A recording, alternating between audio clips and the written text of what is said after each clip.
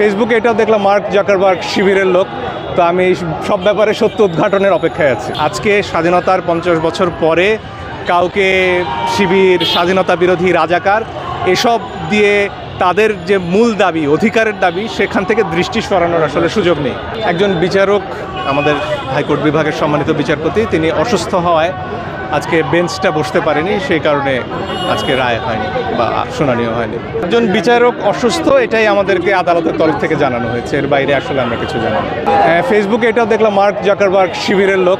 তো আমি সব ব্যাপারে সত্য উদ্ঘাটনের অপেক্ষায় আছি। এটা পরিষ্কারভাবে আমাদের আইন এবং সংবিধানের লঙ্ঘন। আমাদের প্রত্যেকের মত প্রকাশের, সমাবেশের অধিকার আছে।